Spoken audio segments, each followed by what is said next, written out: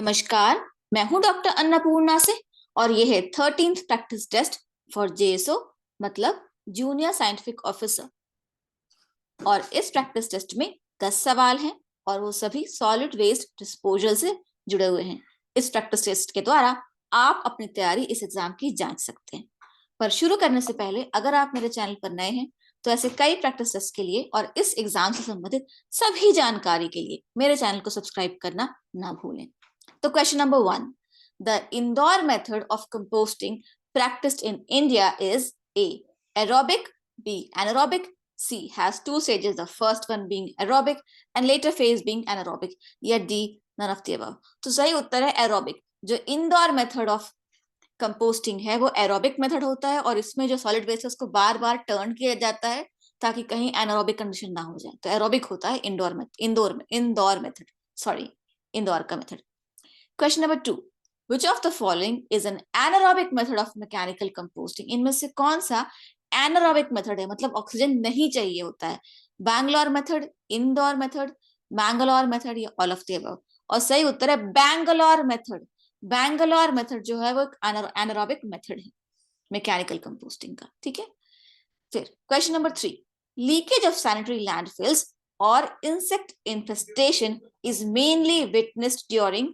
Sanitary landfill में leakage होना या कीड़े मकोड़ों का लगना ये कब होता है? विंटर्स में, समर्स में, मॉनसून्स में या ऑल ऑफ द अबव? तो मेनली वो होता है मॉनसून्स में, बरसात में कीड़े मकोड़ों का उत्पन्न होना या पानी रिसना लैंडफिल से, ये सब बरसात में होता है। Question number 4, the Bamako convention is related to. जो बमाको कन्वेंशन है वो किस चीज से जुड़ा हुआ है? To prohibit the import of all hazardous and radioactive waste into the African continent for any reason, to minimize and control transboundary movement of hazardous waste within the African continent, both A and B, या D none of the above? सही उत्तर है C, both A and B, कि किसी भी हाल में कोई भी हैजरस waste Africa में नहीं आना चाहिए और इसी से जुड़ा हुआ है बमाको कन्वेंशन। क्योंकि पहले अफ्रीका एक गरीब कॉन्टिनेंट है तो अमेरिका और बड़े जो वेस्टर्न कंट्रीज हैं वो अपना रेडियो एक्टिव वेस्ट या अपना हैजरस वेस्ट अफ्रीका में डंप कर देते थे, तो उसको रोकने के लिए बमाको कन्वेंशन किया गया था। ठीक है, question number 5, what is the average daily per capita production of solid waste in India? Average daily per capita production of solid waste India में कितना होता है? 0.2 to 0.6 kg per day, 0.5 to 0.7 kg per day, 0.9 to 1 kg per day या 1 to 2 kg per day। तो पर head per day जो solid waste India में produce होता है वो है 0.2 to 0.6 kg per day। ठीक है, the method of solid waste disposal that involves burning in a closed furnace at high temperature of 900 to 1200 degrees Celsius is called composting, pulverisation, decomposition या incineration? सही उत्तर है incineration. Incineration का मतलब ही होता है burning. Composting में क्या होता है, कोई बर्निंग नहीं होती, उसको एक क्लोज कंटेनर में आप छोड़ देते हैं डिकम्पोज होने के लिए। पल्वराइजेशन में क्या होता है, उसको पाउडर फॉर्म में कर दिया जाता है सॉलिड वेस्ट को। और डिकम्पोजिशन में क्या होता है, बायोलॉजिकल हो या किसी और तरह से सॉलिड वेस्ट को छोड़ दिया जाता है कि वो डिकम्पोज हो, वो अपने आप टूटे। इंसिनरेशन में जलाया जाता है, तो इंसिनरेशन। ठीक है, क्वेश्चन 7, गोबर gas produced upon composting of cow dung is a mixture of.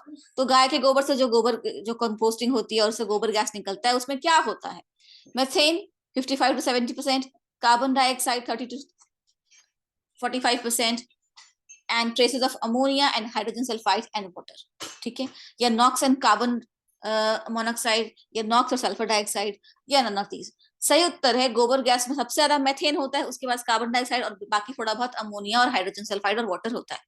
तो ए सही उत्तर है। ठीक है, question number 8, the Basel convention is related to. तो बेसल कन्वेंशन किससे जुड़ा हुआ है? A, transboundary movement of hazardous waste, transboundary movement of any type of solid waste, transboundary movement of animals and their parts, or none of the above? सही उत्तर है transboundary movement of hazardous waste। इससे जुड़ा हुआ है basal convention. इसमें यह कहा गया था कि कोई भी देश अपना हैजरस वेस्ट बिना सोचे समझे किसी और देश में लाके डंप नहीं कर सकता है। Question number 9, when did the plastic waste management rules come into existence?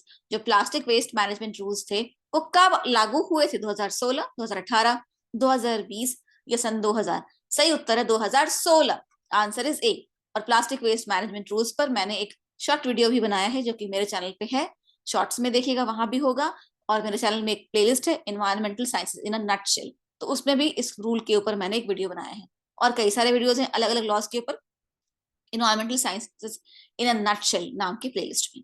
ठीक है। Question number 10, when did the hazardous and other waste management and transboundary movement rules come into existence? तो इंडिया में hazardous and other waste management and transboundary movement rules हैं, वो कब आए थे? 2016 में।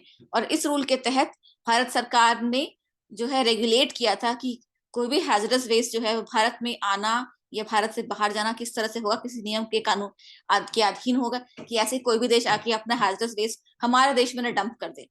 ठीक है, तो उसके लिए एक कानून बना था, और ये कानून बना था 2016 में। आशा है कि ये प्रैक्टिस टेस्ट आपके लिए उपयोगी रहा होगा। अगर ये वीडियो आपको पसंद आए तो गुरु दक्षिणा के तौर पे कम से कम 3 दोस्तों को शेयर कीजिए, और कोई फीस नहीं भरनी, बस गुरु दक्षिणा के तौर पे अपने दोस्तों से शेयर कीजिए। Thank you. जय हिंद, जय भारत। एग्जाम के डेट्स कभी भी अनाउंस हो सकते हैं, तो तैयारी में लगे रहें। All the best.